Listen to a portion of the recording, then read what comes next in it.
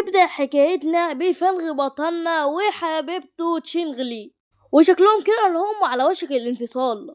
بعد كده تشينغلي بتقول لفنغ إنها فكرت ماليا بالعلاقة بتاعتهم، وإنها مش هينفع بسبب علو المستويات، وإن هي من عيلة غنية وهو شخص عادي، فبسبب كده إحنا مش هينفع نكون أصدقاء.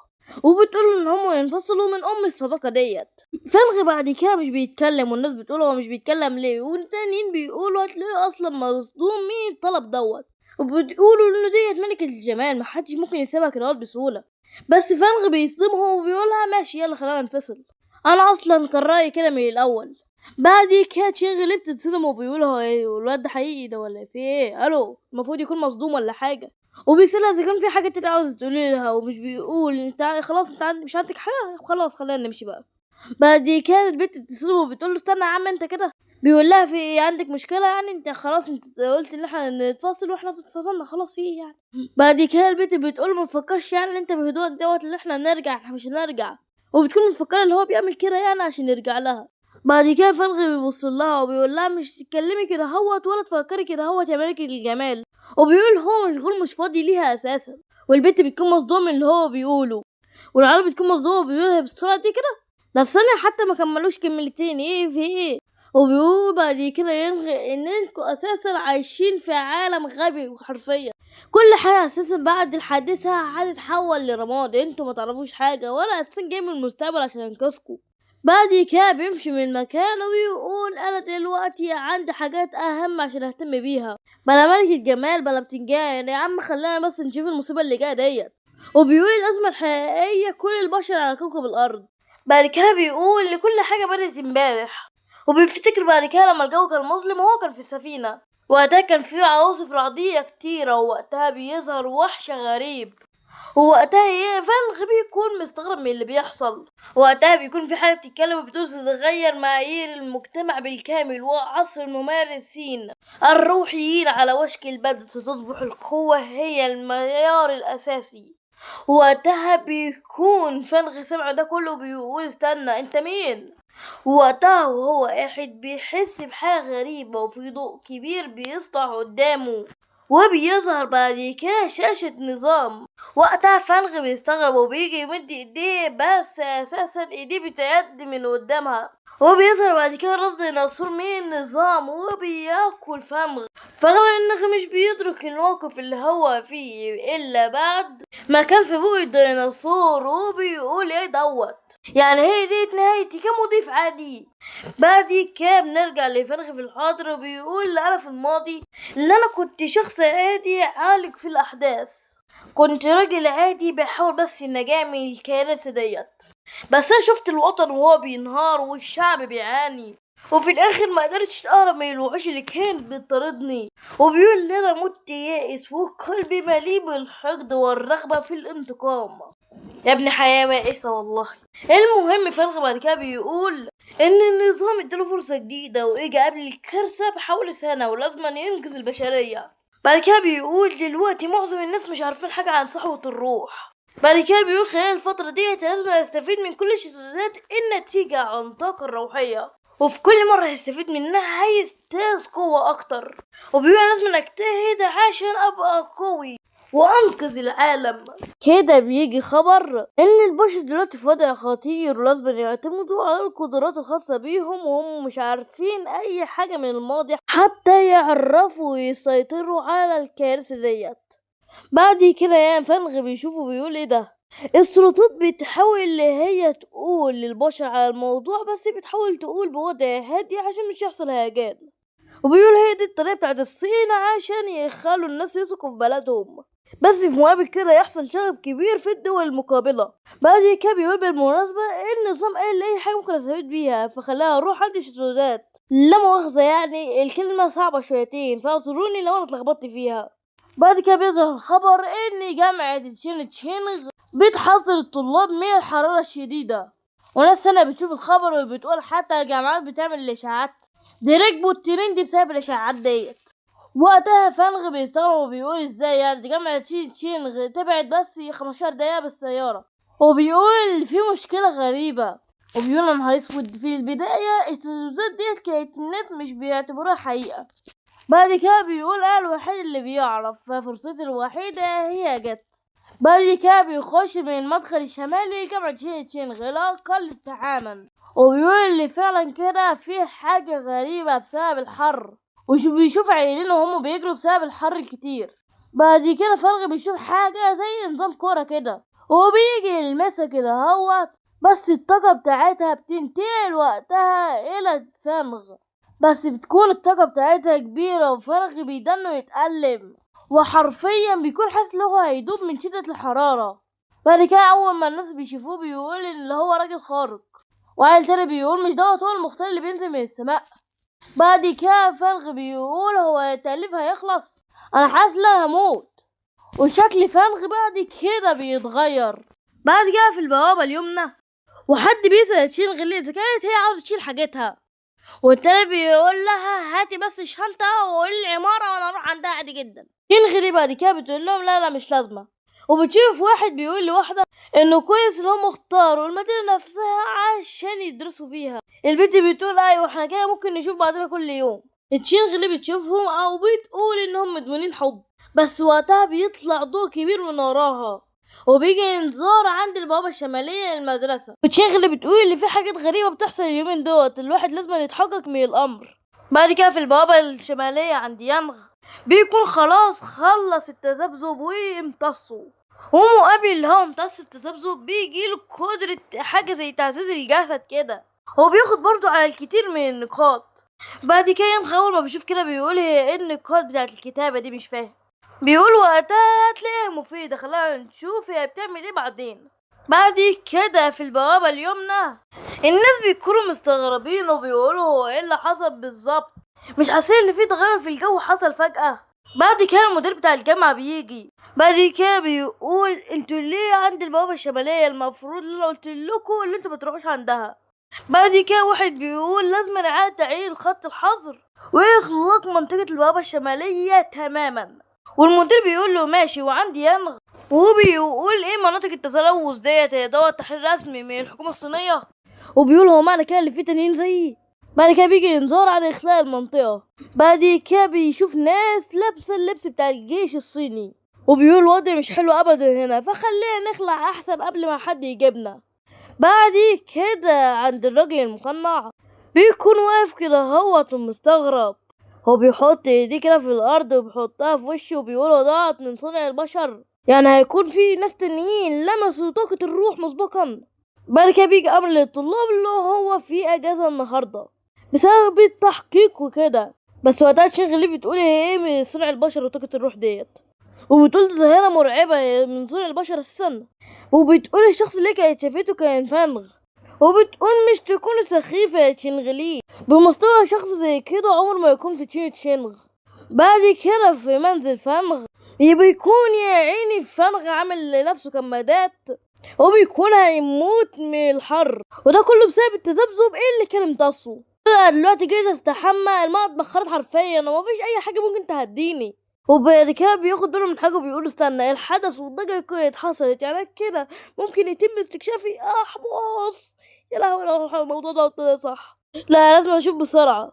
وبعد كده بياخد باله من حاجة، وبعد كده بيقول ايه ده، جمعية منصة طاقة الروح كانت مع جمعية على الانترنت وبتنشر قواعد التدريب، بس يعني اكيد الحاجات دي مش حقيقية يعني. وبيقول ثانية واحدة يعني الناس اللي كنت شفتهم في جامعة شينغ هم.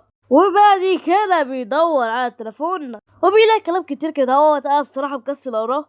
بعد كده بيقول على الرغم من المحتوى الغامض بس التنسيق مألوف وكمان ختم المية، وبيقول في حياتي الماضية مش كنت بفكر في اي حاجة غير بس لا ده اني عايش، والموضوع ده كان بيستهلك كل طاقتي.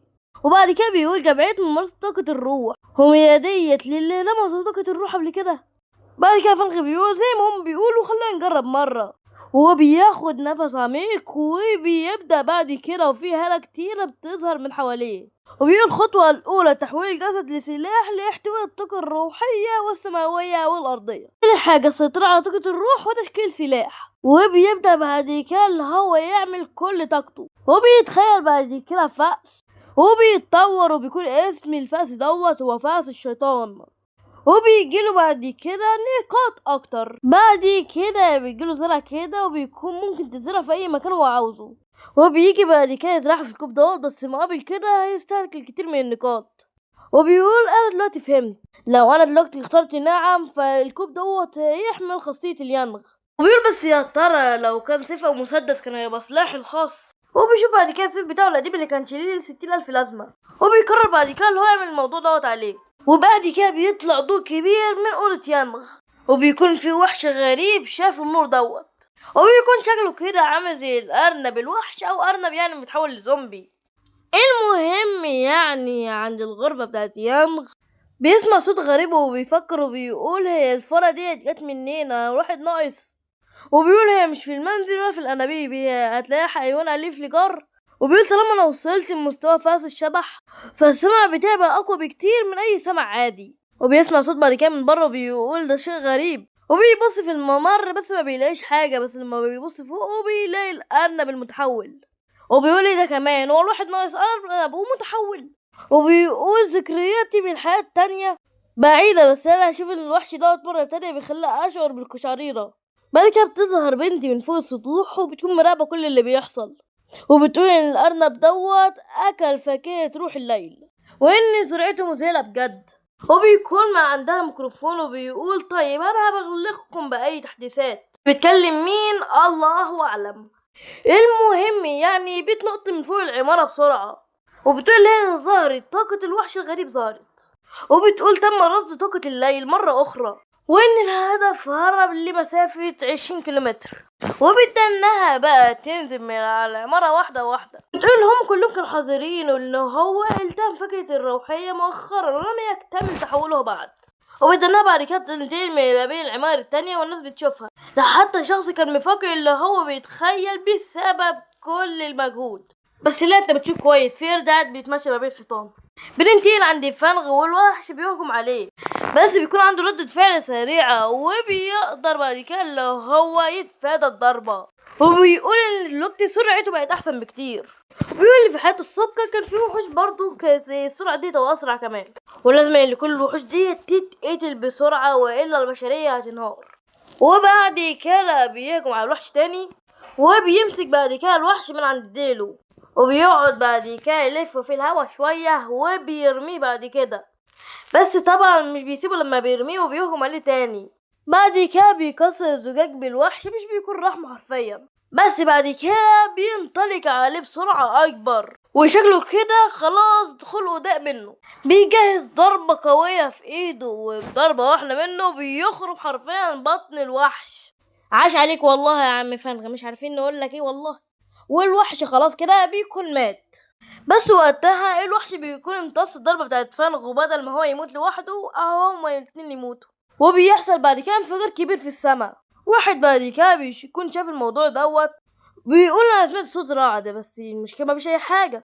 وبعد كده بيكون فانغ مش مات ولا حاجة، وبيقول الوحش دوت زي ما يكون اساسا شخص جائع وعاوز يمتص طاقتي. بعد كده بتيجي عين الوحش تحت رجلين ينغ.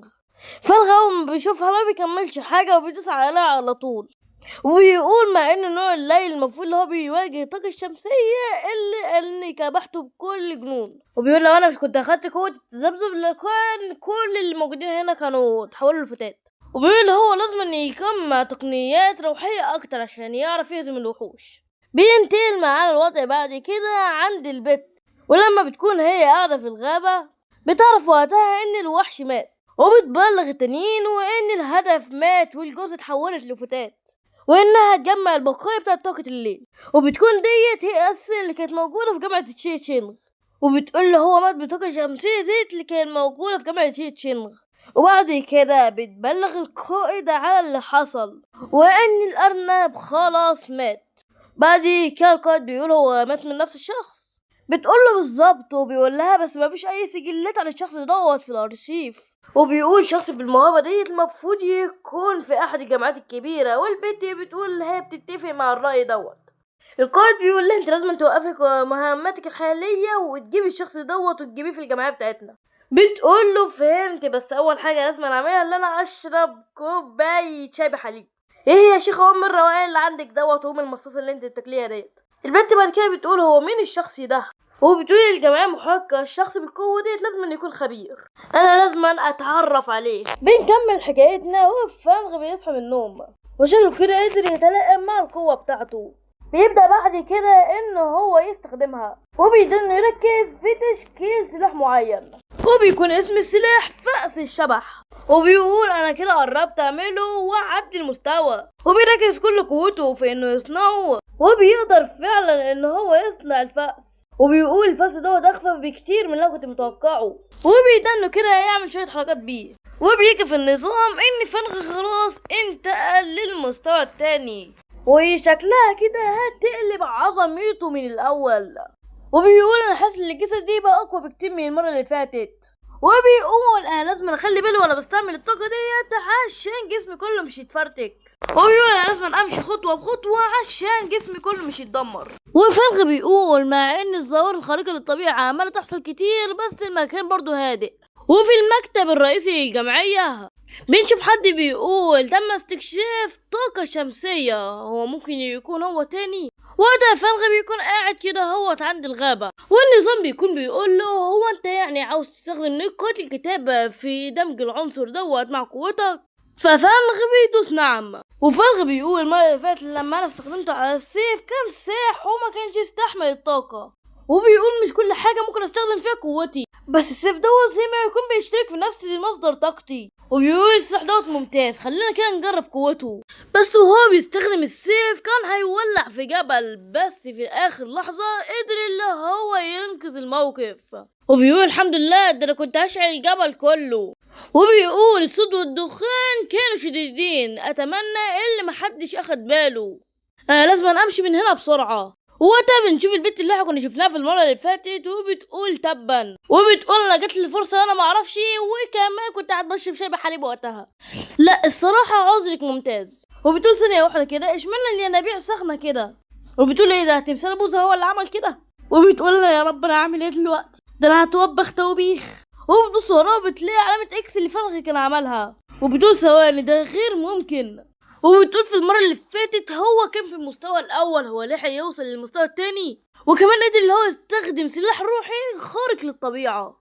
وبتقول ثواني عدد الأسلحة الروحية محدود ومش عندنا في الجمعية غير سلاحين بس، وكمان تقنية دمج النوى الروحية غير مكتملة، وكمان التكنولوجيا محدودة جدا، فازاي قدر اللي هو يستخدم واحد. وبتقعد تفكر كده وشكلها بيبقى مسخرة الصراحة، وبتقعد تشرب الشاي بحليب وبتقول انا هتلاقيني بتخيل حاجات غلط، وبتقول عموما يعني انا كده هتهزق. وبنشوف بعد كده فلغ في نص الغابة وبيقول دلوقتي معايا سلاح بيحتوي على طاقة اليانغ، وكمان بقدر ان استعمل خاصية واحدة، والنظام قال المرة اللي فاتت ان انا ممكن استعمل قدرات خاصة او حتى اصنعها. وقتها بيلاقي فلغ اللي فيه رسائل جاياله، واحد بيقول له هو انت من الرواد، وبيرد عليه وبيقول له انا فعلا من المجال دوت بس لسه جديد يعني. وخلال الكام رسالة دولت فلغ بيفهم ان الجيش لسه مش عدى مستوى فأس الشبح، والراجل بيطلب من فلغ انه ينضم ليهم، ففلغ بيقول له ابعت لي الموقع وانا هاجي، وبيبعت له المكان وبيكون عاوز يستكشف معاه مكان اسمه التلوث، وده مكان يعني عامل زي الكهوف. وبعد كده بنسمع حد وهو بيقول للتاني فين الراجل اللي انت قلت اللي انت هتجيبه، والواد بيقول له قريب يا عم هيجي مش هبقى بارد كده.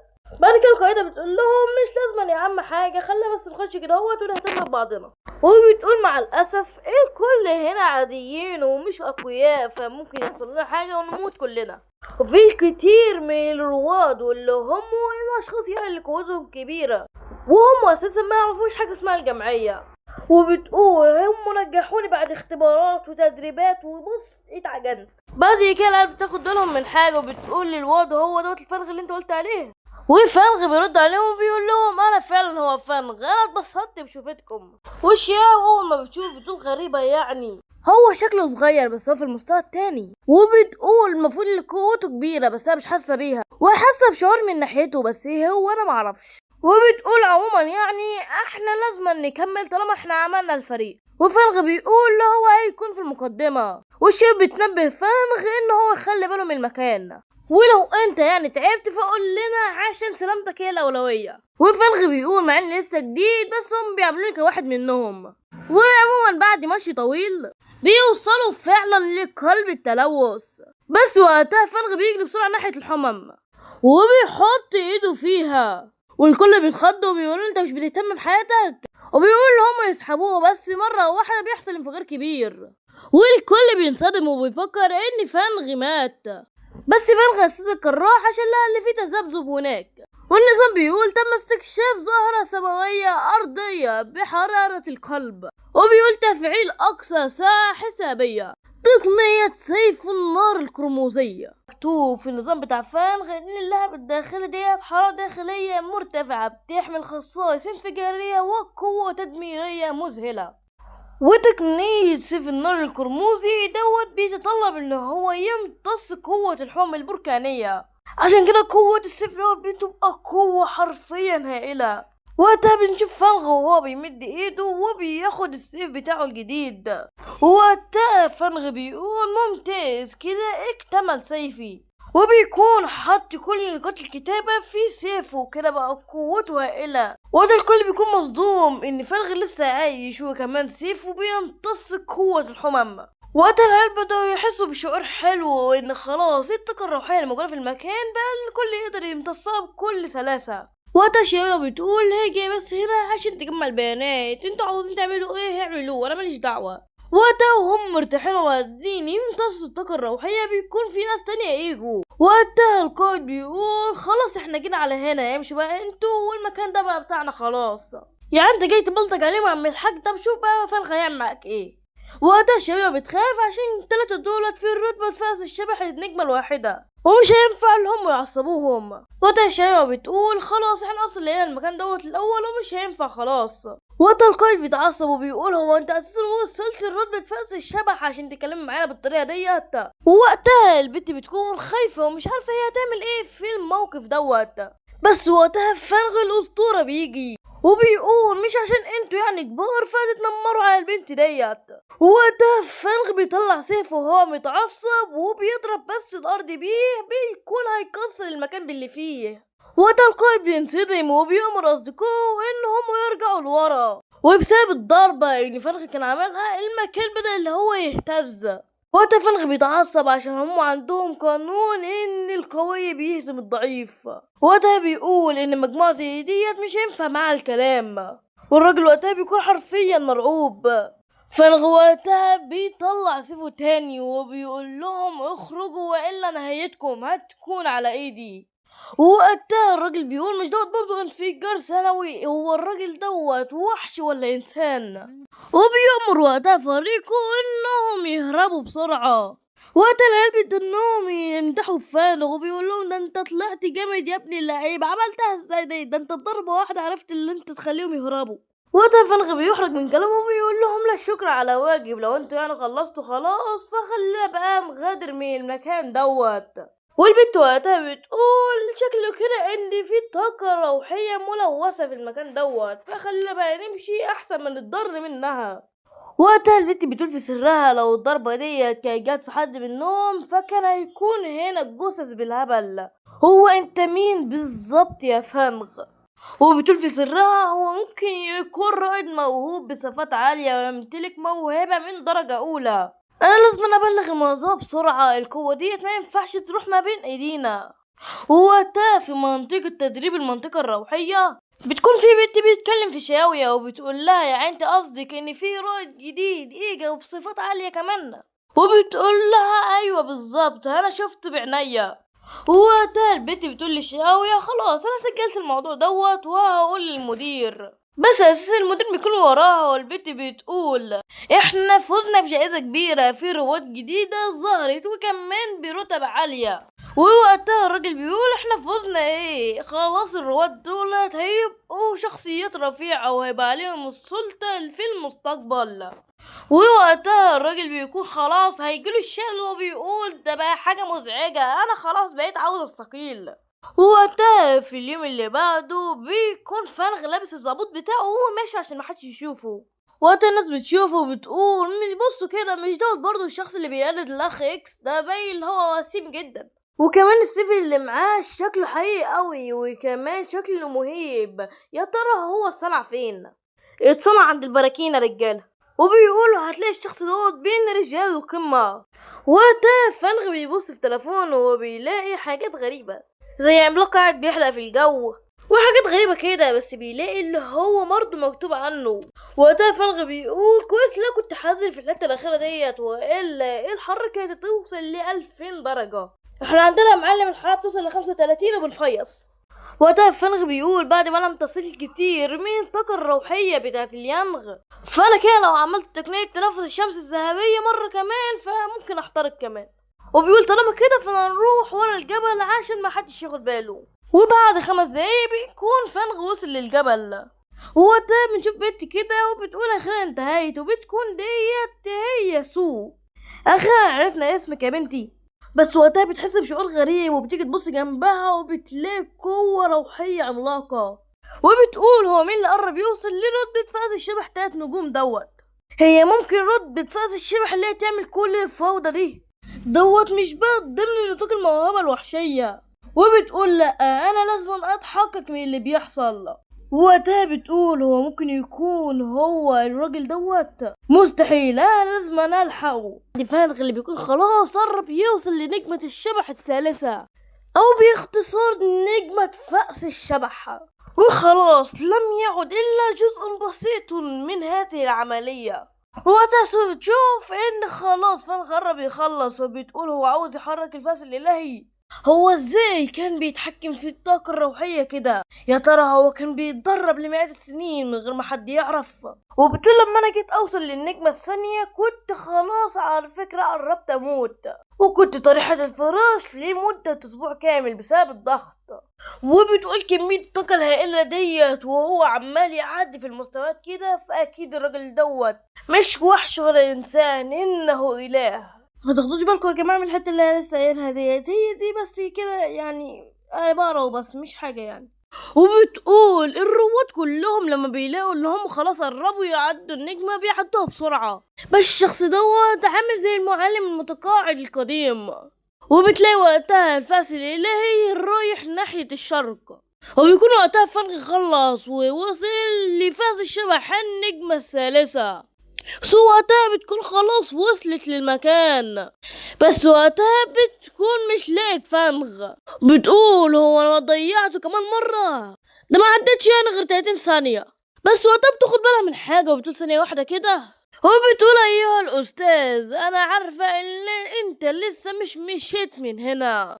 فنغ وقتها بيطلع فعلا وبيقول هي ديت اللي كانت بتعاقبني الايام اللي فاتت.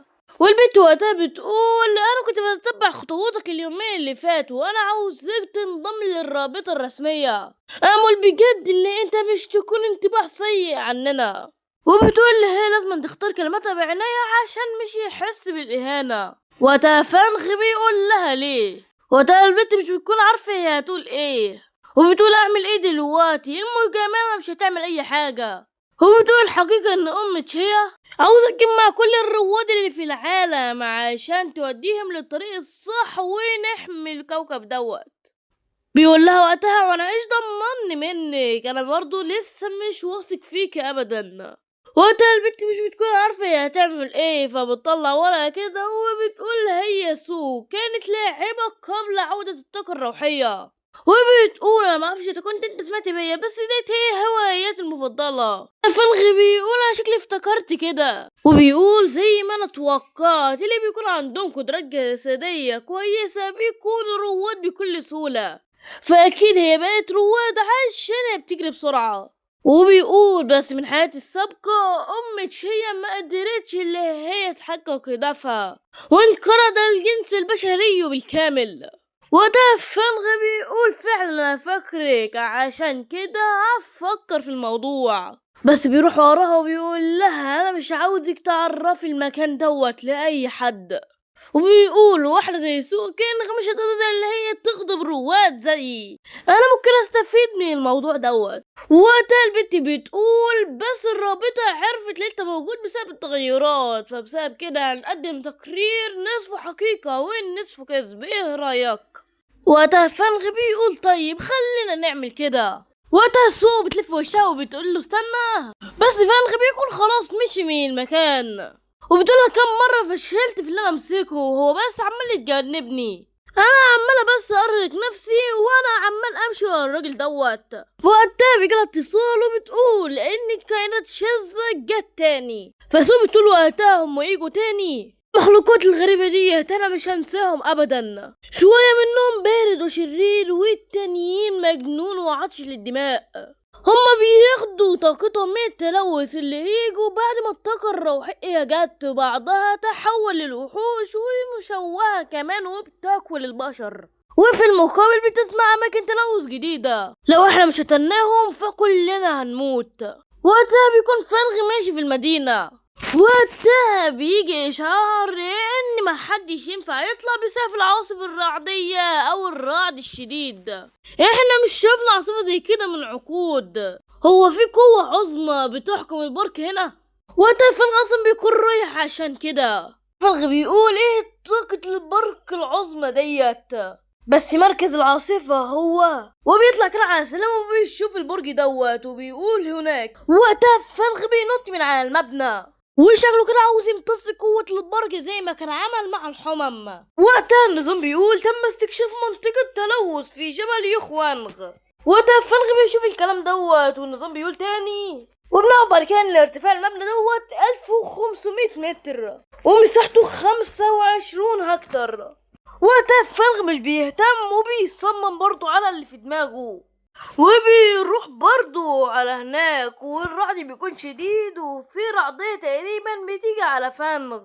وقتها في الرابطة الرسمية بيقرروا ان هم يغلقوا جبل يخوانغ، واللي فيه طبعا صاحبنا وده كله عشان يعني ايه العواصف الرعدية وكده. دول كمان ان المكان دوت خطورته ممكن توصل لإس. وقتها الراجل بيقول خلاص احنا قررنا هنغلق جبل يخوانغ. وقتها الراجل دوت بيقول احنا لازم نقضي على التهديد من جذوره عشان نغلق الجبل بالكامل. وقتها عند فنغ بيكون العواصف الرعدية كبيرة بالكامل، وبيقول لحسن الحظ ان انا عندي تقنية التنفس جين يانغ، والا كل الرواعي دي كان زمانها قتلتني. بس كده مش كافي، لازم اروح على قمة الجبل. وبيقول وقتها لما الطاقة الروحية ظهرت البشرية مش استفادت، لا دي اتضرت منها. وده كان أرنب بسيط ممكن يهدد البشرية، وفي المستقبل هيظهر حاجات أسوأ من كده. كمان الرواج ممكن مش يعملوا حاجة قدامها. وبيقول في المرة اللي فاتت أنا خليت السيف بتاعي يمتص الحمم واستفدت منه، بس برضه مش هيكون كل اعتمادي على السيف، لازم أنا أكون أنا أقوى. وبيقول إن طاقة الرعد هتخلي أقوى بكتير، عشان أكون أقوى لازم أنا أدور على وسط التحولات بين السماء والأرض، وإلا هيكون علي إن أنا أنتظر موتي تحت الكوارث. وقتها بيكون في عاصفة بسرعة جاية عليه، بيستخدم قوته وبيطلع وقتها سيفه وبيصد وقتها الرعد. وبيقول وقتها إن مقاومة العاصفة دي قوية جدا، بس وقتها فنغ مش بيقدر اللي هو يصد الضربة، وقتها بياخد ضربات رعدية كتيرة. بيقول الخاصية الرعدية المتطرفة هي في الأصل قوة عقاب إلهي وحشية. بتقول دلوقتي هي متعصبة بسبب لا دخلت، عاوزاني أركع تحت رجليها. إزاي يا ترى أخليها تخضع لي؟ وقتها بيفكر بيقول لقيتها وبيعمل تفعيل تقنية تنفس جين يانغ بأقصى قوة. رعدية كمان بتيجي عليه، بيحاول برضو اللي هو يصدها بس بيتألم. بيقول أنا لازم أستحمل لحد ما أوصل، وإلا هيكون قدامي يا إما العيش ويا إما الموت. بيقول يا لهم من طيار عنيف من الطاقة الرعدية مخلي عضلات تشعر بالشلل، هي عاوزة تقتلني. وقتها النظام بيقول تم استكشاف طاقة إعادية قوية جاري التجهيز.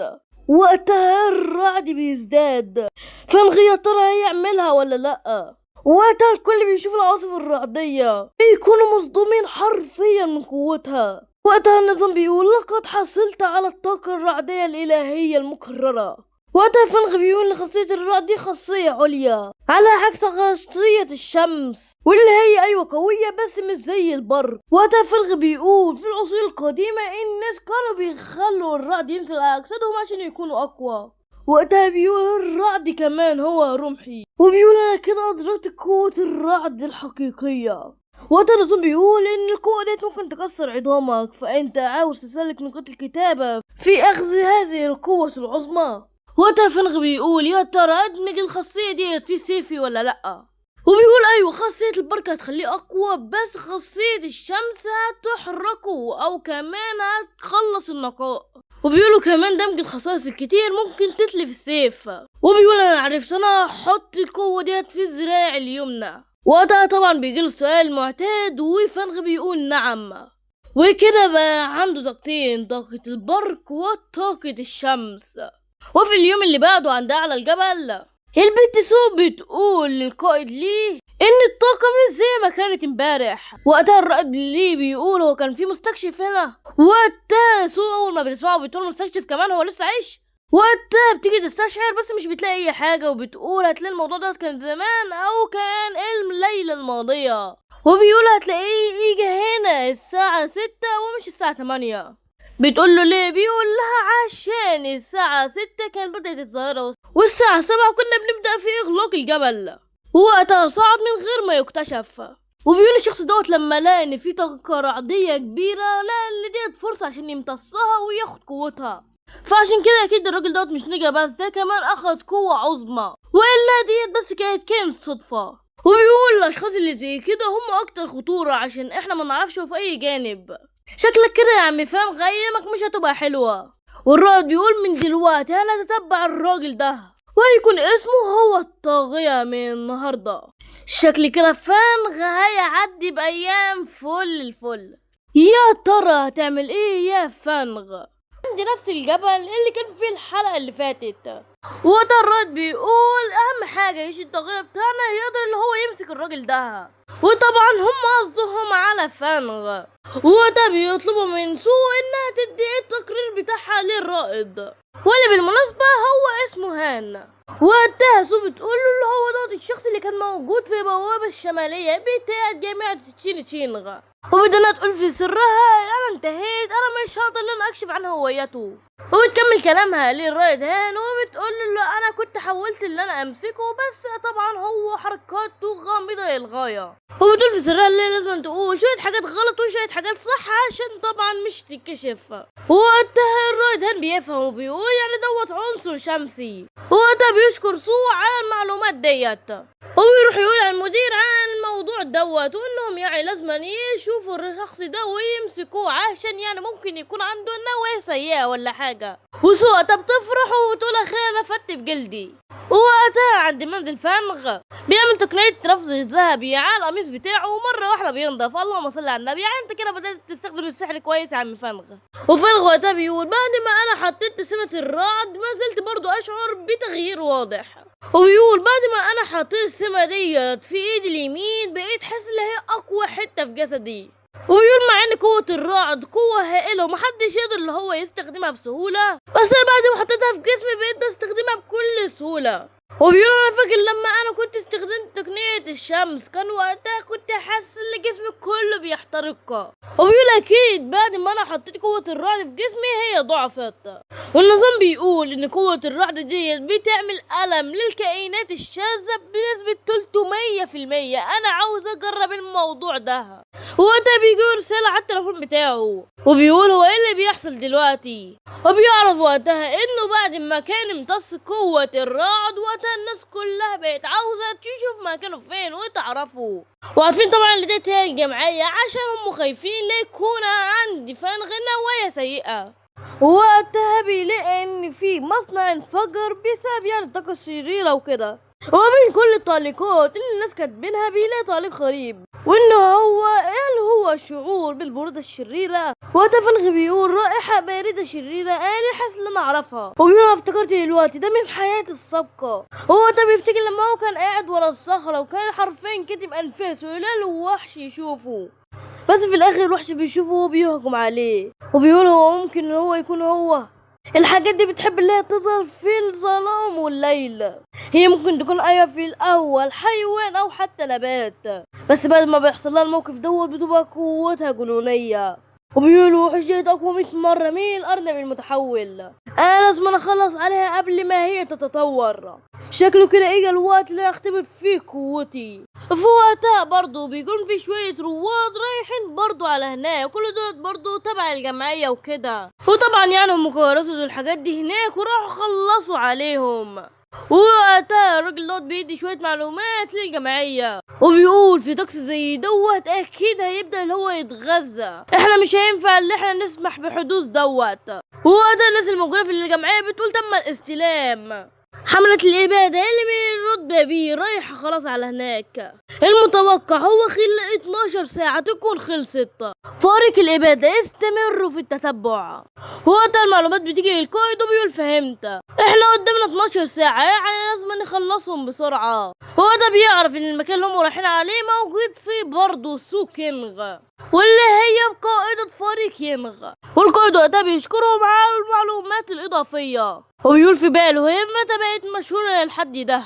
وقتها سو بتقول يعني دوت خطأ، انت عاوز مني العمل الإضافي، وبيقول لها اللي ديت كائنات بتاكل البشر مش عمل إضافي عادي. وسو بتقول يعني كانت بتطلبوا المساعدة، وسو بتقول انتوا فريقكم قوي هتقدروا اللي انتوا تهزموهم، في الحالة ديت فريقنا بينسحب. وقتها البنت اللي جنبها بتقول ان السو قائدة قاسية للغاية، طب ايه اللي هيحصل لو هم اتأكلوا؟ والبنت التانية بتقول يا شيخة اسكتي، يعني محسنا ان مهمنا مش قوية. وقتها القائد بيقول انا اسف، احنا كنت بس متسرع في كلامي، احنا لازم نتعاون عشان نقدر نهزمهم، والا لو فريق واحد مننا بس راح فاحنا الاتنين هنموت، والله لو فنغ لوحده راح فهنخلص الموضوع دوت في منت. وقتها الفريقين بيتحدوا وبيروحوا فعلا على المكان، وسواتها بتستخدم تعويذة كده عشان يعني ايه تكشف اماكنهم، وفعلا التعويذة بتشتغل وبتكشف واحد منهم. وقتها قائد فريق الإبادة بيقول فريق الإبادة ابدأ العملية. وقتها كل واحد منهم بيروح على مكان مختلف عشان يعني يحصروه، وفعلا بينزلوا له وبيكونوا محوطينه من 4 جهات. وقتها الوحش بيكون متشتت معاهم، وفريق الإبادة بيقول وقتها تم حصره من الشرق والشمال والغرب والجنوب، والقائد وقتها بتاعهم بينزل من فوقيه وبيديله على طول بالرجل، مش عارف يعني الرجل هي اللي هتقتل الوحش، ركزوا شوية يا جدعان. ووقتها الوحش بيتعصب بيرجع لورا، وبتبدأ اللي هي تطلع له جناحات، وبيبدأ اللي هو يهجم عليهم بموجات صوتية. وقتها بتقول لهم انهم يبعدوا عن الموجات الصوتية والا وقتها ممكن يموتوا، بس في اللي مش بيلحق يتفاداها وبيتصاب إصابات كبيرة، بس القائد بيلحق نفسه في آخر لحظة. بيقول كما هو متوقع من تشوي هو قوي للغاية، بس لو هو مشي بس في المدينة حبة صغيرين فتحصل كارثة. وقتها الوحش بيبدأ اللي هو يطلع مواد من بقه بيرجعها على الأرض، وبتبدأ بعد كده اللي هي الأرض تسيح. وقتها بتقول هو هتلاقي عاوز يهرب، أنا عاوز ألحقه بسرعة. فالبنت اللي معاه بتوقفها وبتقول لها استني، المواد ديت لو حد بس لمسها فممكن يسيح. وبتقول لها مهمتنا دلوقتي اللي هنجمع المعلومات عشان نعرف اللي هنقتله ويكون عندنا أساليب يعني مضادة ليه. وقتها الوحش بينطلق على الراجل ده، والراجل بيكون طبعا مرعوب، والوحش بينطلق بسرعة وبيقوم على طول نطحه ويجري يا عمي. القائد وقتها بيقول هاتولي الكلب ده، أنا مش عاوزه يهرب مني. والوحش وقتها بيدنه بيجري، وطبعا الناس التانية بتدنه يعني اللي هم يجروا وراه لحد يعني ما بيوصلوا للمكان ده. وسواتها بتقيم تركيز الطاقة الروحية الأول. وقتها القائد بيقول هو الجهاز دوت بيستخدم في تقييم الطاقة الروحية. بتقول له أيوة بالظبط، معدل الطاقة الروحية هو بيظهرها هنا. ووقتها السوق بتنصدم لما بتلاقي ان تركيز الطاقة الروحية بيعدي 80 ولسه قاعد بيرتفع. وقتها فجأة كبيرة بتيجي من وراهم، من قوتها الكل بيتصنم حرفيا مكانه. وقتها القائد بيبص وراهم بس مش بيلاقي حاجة، بس الوحش بيكون قدامهم. وقتها بتقول ان في وحش استدرجهم لهنا وهو عاوز يقتلهم، وبتحاول وقتها تستخدم قوتها عشان يعني تكسر البوابة كده ويهربوا. بس وقتها الأفعى بتيجي من وراها وبتنشر غاز في المكان، ووقتها من قوة الغاز سو بتقع على الأرض. بس وقتها بتيجي تقوم ما بتلاقيش الناس اللي كانت معاها. بتقول هي هم هتلاقيهم قريبين من المكان هنا، بس هم مش هينفع هم يردوا عليا بسبب الأفعى تروح عندهم على طول. وقتها الغاز بينتشر أكتر والأفعى بتظهر قدامها، وقتها بسبب إن الغاز بياخد من الطاقة الروحية بيطلع على الأرض، وبتقول يعني بعد ده كله ديت هتكون نهايتي. وعلى طول قبل ما هي كان يغمى عليها في لحظاتها يعني الأخيرة قبل ما تقفل عينيها بتشوف وقتها فنغ وهو نازل، بس وقتها بتفقد وعيها وبتغمى عليها. وكده خلاص اللي اجى فنغ الجبار وهيخلي الليلة دمار. وقتها الأفعى بتكون وراه بس هو مش بيهتم ليها وبيقول يعني هو كائن شاذ من نوع الظلام صح. ووقتها الأفعى بتتعصب وبتهجم عليه بسرعة، بس فنغ بكل سهولة بيقدر اللي هو يتفادى الضربة، بس وقتها الوحش التاني بيهجم عليه. وقتها فنغ بيقول لها فهمت يعني دلوقتي في كائنات شاذان موجودين هنا.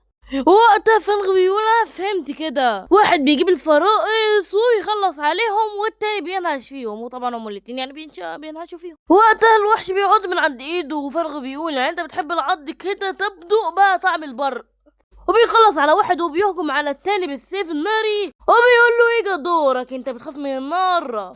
اما الافعى بتكون على بتهجم على فنغ، بس وقتها فنغ بيقدر اللي هو يتفادى الضربة وبيقول للافعى بصي كده للسيف. الافعى لسه يا دوبك بتتداير وراها وبتلاقي اللي قسمها لنصين، بس يا ترى هو كده خلص الموضوع؟ لا والله، الافعى تلاقيها قاعده بترجع في النص اللي كانت قطع، ووقتها بتعالج نفسها من تاني وكمان بقت اقوى بكتير عن الاول. وقتها فنغ بيبصلها كده وبيقول انا اصلا كنت حاسس ان طاقتها اقوى من تشوي واللي هو يعني الكلب اللي كان عامل زيها دوت يعني. وقتها فنغ بيقول لما انا كنت هجمت عليها بقوة الشمس وقتها كنت حطيت شوية قوة برك في السيف بتاعي، وقتها الافعى ديت بتبدا بعد كده لا تتحرق. وقتها حرشة الافعى ديت بتيجي وقتها وبتخترق كتف فنغ، وديت عشان هي حادة وكمان مسممة. وقتها فنغ بيشيل الحراشف بتاعتها بسرعة وبيعالج نفسه من السم بعنصر الشمس، وفعلا وقتها الجرح بيبدأ اللي هو يتلائم وكمان السم بيروح. وقتها فنغ بيقول لما انا باجي استخدم قوتي بشعر بوخز حاد، وهتلاقي كده عشان عمال اعمل تقنية تنفس الشمس الذهبية كتير، وبيقول ان تنفس الشمس الذهبية دوت بيقدر وقتها اللي هو يعالج اي حتة في جسمك زائد اللي هو بيشيل السموم. وقتها فنغ بيقول حتى لو الشخص كان عنده قدرات دفاعية هائلة كان احتمال برضه اللي هو مش هيعيش من السم ده. وقتها فنغ بيقول الافعى ديت هي وشي بيعتبروا فريق ممتاز عشان هما حتى ممكن يعملوا فخ مثالي للمستكشفين النخبة، اكيد بسبب تعاون زي ده هيكونوا اكلوا الكثير من الناس. وفنغ بيقول تاني اعتقد دلوقتي ان القوة بتاعتي بقت كويسة جدا ما بين المستكشفين. وقتها فنغ بيضل يبص على جثة الافعى وهي قاعدة بتتحرق، وقتها بيحس بشعور غريب وبياخد باله وبيقول ده لسه في حد عايش، وبتطلع اللي ديت هي البت سو. وقتها بيعرف اللي ديت هي البت اللي كانت من الجمعية. وقتها فنغ بيروح عندها وبيقول لها بطلي بقى كده الظهر انت تمثيلك اساسا وحش، بطلي بقى كده تمثيل وقومي. وقتها تسو بتقول يا لهوي على ام الصدفة الوحشة، طب اعمل ايه دلوقتي؟ وبتقوله اللي هي اساسا كانت استيقظت من الريحة الخانقة. وقتها فنغ بيقول لها ان قوتك مش وحشة وكمان هتلاقي مش كنت دايرة برائحة الدم والاحتراق. وسو بتقوله شكرا على المجاملة. وقتها سو بتقول هو حافظ على طبقة من الطاقة الروحية بس انا مش عندي ادنى فكرة هو ازاي هزم الافعى وتشوي كمان. وفنغ وقتها بيقول لها مفيش داعي عشان تغطي عينيكي، خليكي بس صادقة ومش تكشفيني، ودلوقتي الوقت قرب يتأخر، طالما انت وفريقك بامان فانا همشي. وقتها سو بتقوله استنى بس ثانية، وقتها بيكون اساسا فنغ مشي. وفنغ بيقول كويس ليه مش شافتني وانا بجمع الطاقة المظلمة، الطاقة ديت الشعور بتاعها مقرف جدا مع اني فشلت في ان انا اطرد الطاقة المظلمة بالفعل، بس جسدي دلوقتي بيرفضها. وبنتقل بعد كده عند سو اللي هي بتقول هتلاقيه لسه بياخد حذره من الجمعية، وبدنا بعد كده تخبط على وش الراجل دوت وبتقول له يا كابتن اصحى الله. الراجل بعد كده بيفوق من هنا وبيقول احنا اتعرضنا لكمين فين الافعى.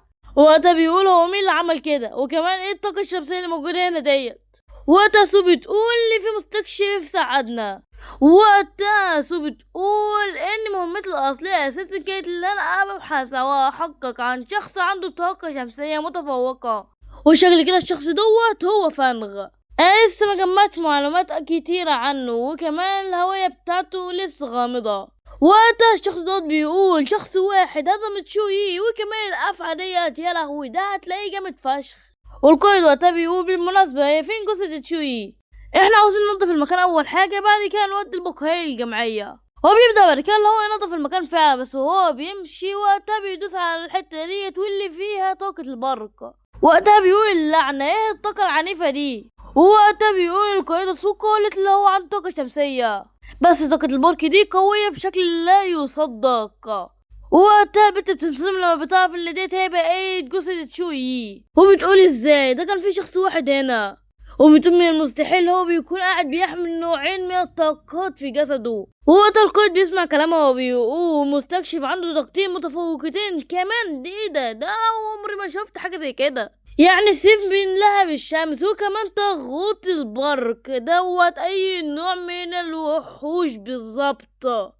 وقتها بتقول كويس لا كنت سبت بقى اعضاء الفريق برا المكان. وقتها اول ما بتيجي تطلع البنتين بيدنهم ماسكين فيها وبيكونوا حرفيا خايفين عليها بطريقه غير طبيعيه ومفكرين ان هي ماتت ولا حاجه. وقتها اعضاء فريق التحقيق بتاع الجمعيه بيكونوا قاعدين بيدرسوا جثة الافعى. وقتها بيديهم الصدمة حرفيا، بيقول لهم بنسبة 99% على الأرجح فهو شخص واحد اللي كان قتلهم هم الاتنين. القائد بيقول مستخدم عنده صفاتين من أقوى الصفاتين في العالم. وقتها بيقول دي حاجة منطقية عشان الوحشين دول كانوا ممكن يمحون على الوجود. وقتها سو بتتصل بالجمعية وبتقول لهم اللي فيه بيانات جديدة عاوزة أكلمكم عليها.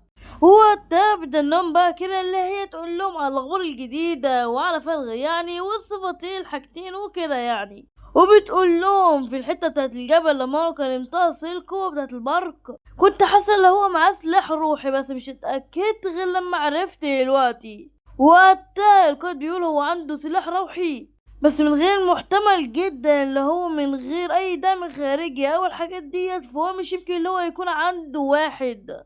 وقتها بتقول له لما انا كنت اتفاعلت معاه انا حسيت اللي هو عنده طاقة روحية من نوع الشمس. وقتها رئيس الجمعية بيقول طالما كده فهو هتلاقيه السلاح بتاعه بياخد القوة بتاعته نفسها. وقتها القائد بيقول لها احنا هنعمل تكوين الروح، واللي هو يعني الاشخاص اللي زي فرق كده هو يكونوا في فريق واحد. وقتها بتقول ده ما فيش غير عدد قليل، حتى ده ما فيش غير 4 أو 3 بس اللي عندهم نفس القوة دي، ومش 4 أو 3 في البلد بتاعتهم يا صديقي، لا ده في العالم كله. وقتها القائد بيقول لو الشخص دوت عنده كمان قدرة إضافية يعني عنده 3 قدرات فكده هيغير العالم كله. وقتها القائد بيقول ان الشخص حتى يكون عنده الكثير من الطاقة الروحية دوت العيش بتاعه او العيشة بتاعته بتبقى صعبة جدا، وان مفيش اي حد وصل حتى ل3 قدرات مختلفة. خلينا نؤمن ان القوة الهائلة بتاعت المستيقظين مش تكون اعداء للبشر. وقتها فنغ بيخلص على طول الدش التمام. وقتها فنغ بيقول ان مفيش حاجة اسوأ من الشواذ، وكمان دول كتروا بكتير عن المرات اللي فاتت. وبيقول طالما في حد زي سو والقائد الكبير فهتلاقي لسه في اشخاص زي لسه مش يعترفوا لسه ما حدش عرف قوتهم. وعموما يعني اكثرية الناس دلوقتي مش عاجبها الموضوع، هم مش حاسين بالامان في البلد دي، بس هي دي المشكلة بالظبط. الثقة في البلد دي دلوقتي معدومة، ولو الكل ده انه يفكر بالطريقة ديت فحرفيا المكان هيكون متدمر اساسا. والحل الوحيد للدولة دلوقتي هي اللي هم يخوفوهم من الاشباح. وده بيقول الوحوش اللي انا واجهتها النهاردة ديت كانت العدو الطبيعي للمستيقظين واللي اشتزوش برضو، واللي هم الظلال واللي لازم نخلص عليهم بسرعة احسن ما يدمروا البشرية. بس المشكلة الكائنات الشاذة ديت اذكى واحسن بكتير من الوحوش العادية، ذكية بطريقة اللي انت ممكن يعمل لك فخ او يضعوك في مواقف انت مش كنت مفكر انت تخش فيها. وبيقول ان الطاقة بتاعت الظلام مش بتمتص دلوقتي، بس لو انا خلصت الشروط فممكن امتصها، ولو جاتلي الطاقة الفعالة ديت فانا حرفيا هقلب الموازين كلها. وقتها بيجيله تليفون من عمته وبيقول هي ايه المكالمة المفاجئة ديت. وقتها عمته بتقول ايه يا عم فالغ انت كويس ولا ايه؟ بنت عمك هتيجي تدرس في المنطقة اللي انت قاعد فيها وانا حاسة ان الموضوع مش هيبقى في امان، فعشان كده هبعتها تقعد عندك كام يوم. وقتها فالغ بيقول في سره بنت عمي انا كل اللي فاكره على البت ديت اللي هي كده شاطرة وبتحب الدراسة، دي وصلت معايا ان انا حتى مش فاكر وشها. وقتها فالغ بيقول لا خليها تيجي انا كده عندي غرفة اضافية في المنزل وملهاش لازمة. وفالغ وقتها بيقول هي امتى هتيجي؟ والعمة بتقول مش مهم انا هديها عنوانك وهي هتيجي لوحدها. وبعد كده بنشوف البت وهي قاعدة على الكمبيوتر وبتكون قاعدة بتتكلم في حد كده، بس وهي قاعدة بتتكلم في امان الله بيجي لها شائعات عن الوحوش الشاذة وان في 3 ضحيات جدد النهارده، وبتقول الحادث دوت حصل في مدينة يانغو. وقتها الام بتخش عليها مرة واحدة وبتقول لها انت جهزتي شنطتك؟ وقتها البنت بتقول لها لا هي مش عاوزة تروح عند ابن عمها، مش عشان هي بتكرهه كده، عشان بس مش تزعجه، وكمان لو قعدت في فندق هيبقى احسن. وقتها الام بتقول لها لا البقاء عند ابن عمك اكتر امان. والبنت بعد كده بتزقها برا الغرفة وبتقول لها ماشي انا هجهز حاجاتي. وبتقفل وقتها الباب وبتقول انا لازم اخلص كل التحديات واحد ورا التاني، مفيش اي حاجة اصعب من الكائنات الشاذة. وعند الفندق اللي فيه فانغ البت بتكون فعلا وصلت على المكان، والبرنامج بيقول لها اللي هي وصلت للوجهة بتاعتها، وبتبص بعد كده المكان وبتقول هتلاقي هو دوت المكان. بعد ما ابنة عمة فانغ بتوصل على المكان اللي فيه فانغ وبنعرف بعديها البت دي اسمها لين.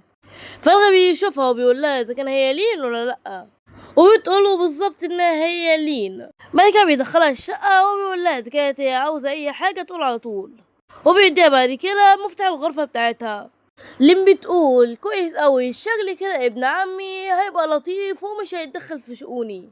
بس وفانغ دخل على الأوضة بتاعته بيحس بهالة غريبة جاية من لين وبيقول إذا كان هي مستيقظة ولا لأ. بعد كده رسالة بتجيلها من صاحبتها وبيدانوا يتكلموا على الشذوذات وكده، وإن في واحدة هتظهر في مكان قريب من هنا. ولين بتقول في نفسها لا مش هتعرف تتدرب بسبب اللي هي لسه جاية، زائد إن ممكن فانغ يكتشف الموضوع وقتها مش هتعرف تشرح. وبعد 3 أيام كل حاجة بتبقى ماشية تمام التمام، وفالغ بيكون قاعد بيعزز سكته وبيقول في نفسه هي ممكن تلاحظ الضوء اللي طلع مني ده. وقتها لين بيجهز العشاء، وفالغ بيقول في سره ايه السبب اللي مخليني لطيف معاها او كده، هي عشان مش تاخد حذرها مني وكده ومش تعمل حساب ليا، وقتها عرف اكتشف طبيعتها الحقيقية. وبعديها تلفون لين بيرن وفالغ بيقول لها شوف صديقتك عاوزة ايه، انا اروح لاوضتي وكلميها انت براحتك. ولين وقتها بتستغرب من تصرفاته، وصاحبة لين بتقول ان السجوزة هتظهر بكرة وهيبقى الساعة 3 بعد الظهر، وفالغ مش بيكون راح في اوضته ولا حاجة، ده بيكون طاير يا ابو عمو. وبعديها لين بتبدأ اللي هي تعزز قوتها، وطبعا فالغ بيكون ملاحظها وبيقول بمستوى الحالي دوت فهي مش تقدر ابدا اللي هي تستكشف قوتي. وفالغ بيقول انا فهمت دلوقتي هي جايه هنا عشان السازوزة وكده. طب والله بقى ما حدش هياخد السازوزة ديت غيري، وشافوا بقى انتوا هتاخدوها ازاي، وبينطلق بسرعة كبيرة الى المكان. ولين بعديها بتكون حاسة بشعور غريب وبتقول هو كان في حد بيراقبني ولا حاجة. واليوم اللي بعده في بلدة تيانغيو، ودي البلدة هي اللي موجود فيها الشازوزة. ولين بعديها بتقابل صاحبتها وصاحبتها بيقول طب انا عاوز بقى اسالك على حاجه، هو ابن عمك دوت وسيم ولا ايه حكايته بالظبط؟ وقتها بتقول هو شخص طيب زائد ان هو شخص عادي تماما. والبنت بعديها بيجي لها حرفيا خيبه امل، وبنت تانية بشعر احمر برضه بتوصل على المكان، زائد شويه ناس عاديه برضه بتيجي، وكده بيكون اكتمل الفريق. بس بياخدوا بالهم من حاجه كده هوت ان في بنت لسه مش وصلت على المكان، وام شعر احمر بتقول سيبك الحاجه اتعودنا على الموضوع ده. ووقتها فالغ بيكون قاعد بيراقبهم وبيقول بين كان الفريق دوت مستقر تماما، عشان الاضعف ما بينهم هو بيكون اساسا نجمتين، وكمان اقوى واحد فيهم 3 نجوم. وفالغ بيقول على الجبل اللي موجود في البلدة السياحية ظهر شيء غريب من السماء شبه بالظبط شجرة الفوسلياء، ومع انها حاجة كبيرة وعظيمة لكنها مش بتأثر بالطقس ابدا. وقتها الفريق بيوصل على المكان، هو الواحد بتتكلم وشعر احمر وبتقول انا اول مره اشوف حاجه زي كده، وبنت منهم بتقول استني كده شويه عشان احنا لازم مش نقترب. واللي بتقول ليه يعني ايه الخطب من اللي هنقترب؟ البنت بيظهر على وشها مظاهر الخوف وبتقول، والبنت بتقول انا اول ما جيت على هنا حسيت بقشعريرة كبيرة في كل انحاء جسدي. والبنت بعدها بتحكي لهم عن صديق ليها اللي كانوا عاوزين يلمسوا اللي بتاع دوت وفي الاخر اختفوا اجمعين. انا حاسه ان مصيرنا ما يكون نفس مصيرنا، موت بدون قبر. احنا اصلا اللي قاعدين بنحاربوا دوت هو الرعب بعينه. انا خلاص بقيت عاوزة انسحب. لين بعدها بتقول طيب انت برضه محقة، انا برضه حسيت بحاجة زي كده. الطاقة اللي موجودة هنا مش زي اي طاقة كنت حسيت بيها، زي ما يكون انها عاوزة تبتلع كل طاقتنا. لين بعديها بتمسك ايديها وبتقول لا دوت هو الطريق الحقيقي لفنون القتالية للرواد. وبالله بعديها فجأة بيكون قاعد بيراقبهم من بعيد وبيقول ان بالنسبة لطاقة الظلام والحاجات ديت فالشجاعة بتاعتهم انا الصراحة هعترف بيها، مع انها يعني نبات وترمز للحياة وكده، بس شعور رعب اكتر من شعور الحياة. لان بعدها بتقول ما بعدش في وقت للتفكير، لازما دلوقتي نمتص المعنى اللي موجودة. وبتقول في نفسها كده هنكون اكتر امان شوية. ولين بعدها بتبدأ لها تخترق المستوى التالت، وقتها فتح بيقول كويس لما واخدين دلوقتي حذرهم. في اللحظة دي اللين بتبدأ اللي هي تخترق خلاص المستوى وبتكون خلاص خلصت وبتكون وصلت للمستوى التالت، بس الطاقة المريبة وقتها بتظهر والولد بعديها بياخد باله على طول وبيقول لهم ان الطاقة بدأت اللي هي تهاجمنا. وبعدها الجذوع دي بتبدأ اللي هي تمسك أعضاء الفريق، والبت الخوافة بتقول اهربوا بسرعة احنا هنموت هنا حتما. تقدم لين بسببه احنا ما عرفناش نعمل حاجة وعمل ضجة كبيرة. بس البت بعديها ومشاعر احمر بتقول احنا مش ينفع نسيب لين كده هوت عشان كده هتكون في خطر. الواد ده وقتها بيقول لو احنا قعدنا معاها هنا فهنموت كلنا. بس البت بتديله بالبوكس وبتقول لو عاوزين تمشوا انتوا امشوا انا عمري ما هسيب لين. فالغي بيكون بيراقبه وبيقول هتلاقي ابن عمتي لحد دلوقتي مش مدركة اللي بيحصل، بس طبعا هي انا مش هسيبها تموت، انا وعدت عمتي اللي انا اعتني بيها. والبنت مشعرها احمر بتروح تدافع هي كمان، بس في الاخر برضه بتتمسك والحاجز اللي حوالين لين بيبدأ اللي هو يتكسر. بس فرق بيجي في اخر لحظة، والبنت بالمشعر الاحمر بتكون مصدومة هو مين ده بالظبط، بس فرغ بضربة واحدة منه بيقدر اللي هو يقطع كل الجذوع في ثانية. ووقتها البنت اللي لابسه كاب بتقول الجذوع توقفت على الهجوم زي اللي هي كمان رجعت. وبعديها فنخ الطاقة بتاعته كله بتنكشف حرفيا، بس من هالتقوية بيمسح كل اللي حواليه. أعضاء الفريق بيكونوا مصدومين، هو ده برضه من الرواد. والراجل ده بيقول انا كنت بفكر نفسي قوي وصلت النجمة التالتة في وقت قصير. بغض النظر برضه عن طاقة لين فبرضه هي مش تتجوزني بكتير، بس لو دوت فعلا من الرواد فاحنا ازاي بالظبط؟ ده بقوته ديت ممكن يسحقني ويسحق كل جميع الرواد. ما نوعية هذا الكيان بالضبط؟ وبعديها النقاط بتبدأ اللي هي تروح لفنغ، وفعلا بعديها بيكتسب القوة كلها. لكن إلى متى سوف تزداد قوتك لهذه الدرجة يا فنغ؟ ماذا تنوي أنت بالضبط في الحقيقة؟ والقوة الذي اكتسبها فنغ تدعى بالدمار. فنغ بعدها بيقول قوة زي ديت لازم على الأقل توصل لمكان خطير زي كده. ومشار أحمر بعدها بتقوله شكرا ليك عشان انت أنقذتنا، لولاك لكنا الآن مجرد جثث. فنغ بعدها بيقول لها ما فيش داعي احنا اصلا هنلتقي كمان مرة. والبنت وقتها بتكون مستغربة من قوة فنغ، وفنغ بعديها بيمشوا المكان اللي هما فيه. بعدها البنت بتقول اللي هو غدر بصراحة هنعمل ايه دلوقتي؟ بس في اللحظة ديت لين بتصحى اخيرا، والفريق بيقول اخيرا يا شيخة ده انت بقالك كتير. لين بتقول هو ايه اللي حصل هنا بالظبط؟ وايه اثار قوة اليانغ دي حتى من بعيد انا اقدر استشعر قوتها. الفريق بيقول هما يقولوا كل حاجة، بعدها لين بنشوفها وهي رايحة على الفندق وبتقول في نفسها يعني في حد فعلا بالقوة دي، مع ان قطع الجذوع دي صعب جدا بس هو يقدر اللي هو يقطع كل الجذوع بضربة واحدة. ده حساسا ايه الشجرة انسحبت على طول اول ما شافت القوة الجبارة. انا لازم اعرف مين الشخص ده. بعد كده بتروح على المنزل وفجأة بيشوفها بيقولها انت جيتي، انت ليه باين على وشك اساسا ان انت متعبة كده؟ لا ده انا بس متعبة من الدراسة شويتين. طب خلاص روحي خدي قسط من الراحة وخلاص. وليل بعديها بتدخل الأوضة وبتقول إن انت تخترق نجمة جديدة الموضوع ده بيبقى صعب شويتين. قاعدة بتدور على الشخص اللي معاه القوة دي طب ما تعرفش اللي هو ابن عمها فنغة يا جدعان.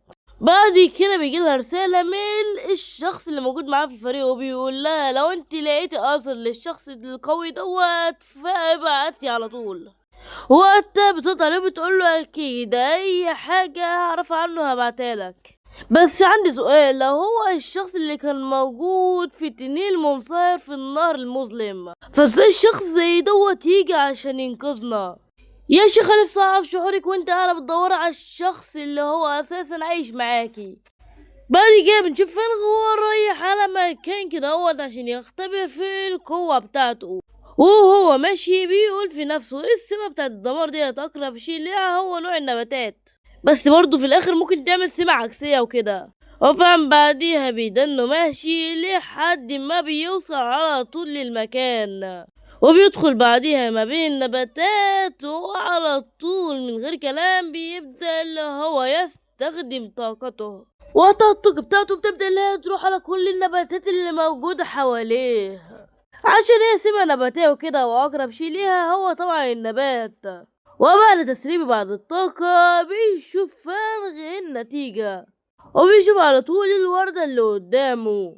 على طول بعديها بيروح عشان يلمسها وبيلاقيها بتتحرك. ده النبتة بقت مفعمة بالحيوية.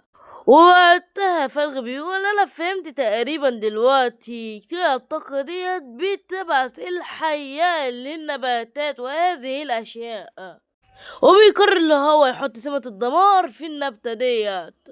والنظام بعدها بيقول انت حق انا عاوز تحط سمة الدمار في هذا الهدف. فالغ بعديها بيقول نعم.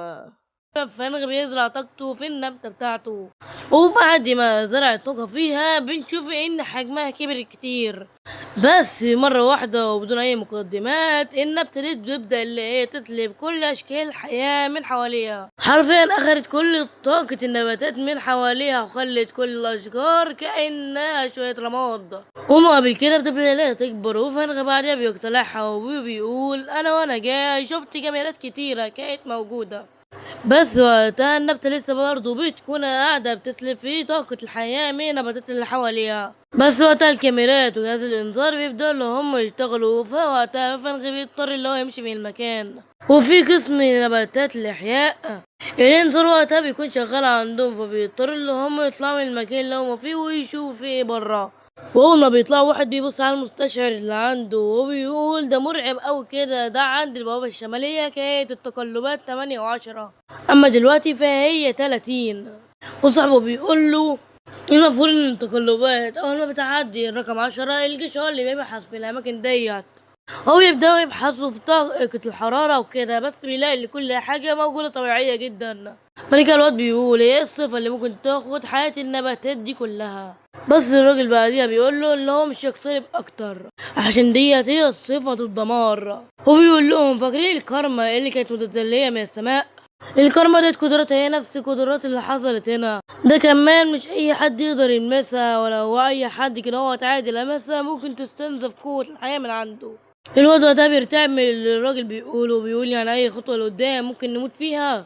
الراجل وقتها بيقول له بالظبط وبيقول له فاكر الشجرة اللي كانت قدراتها نفس القدرات ديت اي حاجة كانت بتقرب منها كانت على طول بتموت، الحاجات ديت احنا مستحيل نستهين بيها. بعدها الرائد هان بيوصل وبيقول هو سمع الوضع والكل بيكون مصدوم من حضوره، وبيقول للفرق اللي معاه اللي هم يلبسوا الأقنعة عشان هيبدأوا دلوقتي، وفعلا الكل بيبدأ يلبس الأقنعة وبيدنهم بعديها يمشوا لقدام على أمل إن هم يعرفوا ايه اللي حصل. بعديها هان بيقول لسو انهم يتحققوا من اللي حصل، وفعلا بعديها بيتحققوا من المكان اللي جاي منه كل الطاقة ديت.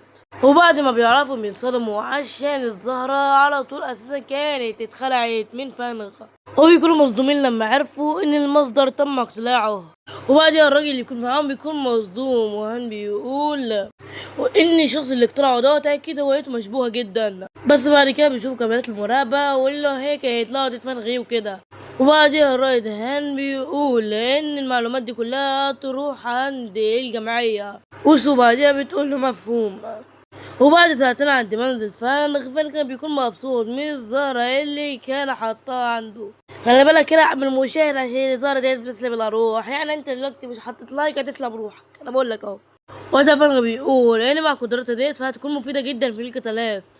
بعد كده صديق فنغ بيبدأ اللي هو يرن على فنغ، وقتها فنغ بيقول مش دوت وانغ اللي انا اساسا كنت قابلته من 3 سنين فاتوا، ده صديق طفولتي يا عم. بيرد عليه وبيقول له يا عم الوقت انت جيت، وبيقول له ايوه يا عم انا جيت، ايه رايك نتقابل عند القهوه، انا عندي حاجه عاوز اقولها لك.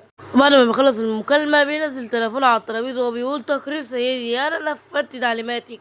بتقول له طيب انت دلوقتي لو طلع هو فهنكمل المهمه، اما لو مش هو فاديله نصيحه يعني بما انك صديقه وكده. بعد كده وانغ وفنغ بيبدأوا اللي هم يشربوا عصير المانجا، بلاش نقول اسمه التاني. وقتها وانغ بيقول انا في ال3 سنين اللي كنت فيهم في الجيش اتعلمت حاجات كتير، انت ايه اللي حصل لك ولا ايه الحكايه؟ فانا بعدها بيقول في السر وانا فاكر ان في حياتي التانية كنت عارف ان وقتها وانغ بيموت في قتاله، لكن دلوقتي هو عايش وانا اعمل كل حاجه عشان اقدر يعني احميه وكده. وقتها وانغ بيقول له انت ما حسيتش باي حاجه غريبه في الايام اللي فاتت؟ فانغ وقتها بيقول في باله هو بيحاول يستجوبني ولا حاجه. فانغ بيقول له وقتها انا مش فاهم انت عاوز تقول ايه بالظبط، حاول كده توضح كلامك شويه. وقتها وانغ بيبدا يحكي له على حاجات فانغ اصلا عارفها بسبب حياته اللي فاتت، واللي هو يعني على الوحوش وما اعرفش ايه والحاجات دي. فيعني لو انت عارف الحاجات ديت وما استفدتش بكلمه فتكون يعني بخير وكده. وقتها بيجي تصلي وانغ من القاعده بتاعته واللي هي يعني بتزعق له وبتقول له يلا بقى تعالى بسرعه كده خلال 10 دقايق، في مشكلة عندنا لازم تيجي بسرعة. وقتها فنغ بيقول له هداد بخصوص الطاقة الروحية أنا عاوز أجي معاك، خدني معاك، أنا كده أساسا واثق إن أنت مستحيل تعمل لي أي حاجة عشان صديقك. وفعلا بيقرر اللي هو ياخده معاه. وبعدها عند المنطقة المحظورة رقم 19، وفعلا بيدخلوا لي جوه المكان جوه المنطقة 19 المحظورة، بس أول ما بيخشوا بينصدموا من اللي قدامهم. أيوة وحشي مندمج ما بين سمة الظلام وسمة النار، والكل مش بيكون عارف يعمل أي حاجة قدام الوحش دوت. وقتها فنغ بيعرف إن دي سمة اندماج. وقتها القائدة بتقوله فعلا لما بيكون سمة الاندماج معمولة على وحش زي دوت فبتكون قوته مرعبة، وديات بتكون اسمها الضابطة جيلان. وقتها بتقول لوانغ انه بسرعة يروح يجيب سلاح ويحارب مع البقية عشان يعرف يساعدهم. هو تبص بعدها الفنغ بيقول هو دوت فعلا الشخص اللي احنا كنا بنتكلم عنه ده، حتى انا مش حاسة بأي طاقة روحية منه. وبتقول لفنغ لأي حاجة هيشوفها دلوقتي لازم تكون سر. وفعلا كل وقتها بيكون قاعد بيضرب في الوحش ضربات من كل حتة ومفيش حد راحم، والوحش بيكون فعلا وقتها قرب ينهزم. جي كمان بتضرب بالرشاشات ومحدش راحم في الوحش، بس بعديها الوحش بيتعصب بيطلع كل قوته اول حد وبيجي قدامه وهي البت دي بيكون لسه يقتلها، بس جيلان بتتدخل في الوقت المناسب. وقتها فنغ بيكون مبسوط من عملهم الجماعي، بس بعدها بيتصدم من حاجة، ايوه ايه الوحش خلاص طاقته قربت تظهر، بس بعديها بيساعد الكل عشان يبعدوا قبل ما الوحش يفجر كل طاقته. وفعلا بعديها الوحش طاقته بتكتر، شكله بيتغير وبقى اكبر بكتير. غير سمة الظلام بتكون اندمجت بالكامل مع سمة النار. وقتها الوحش بيبص قدامه وهو بيلاقي قدامه وانغ، كلام من جي وفانغ بينادوا عليه بسرعة، بس وقتها مش بيلحق اللي هو يتفادى الضربة.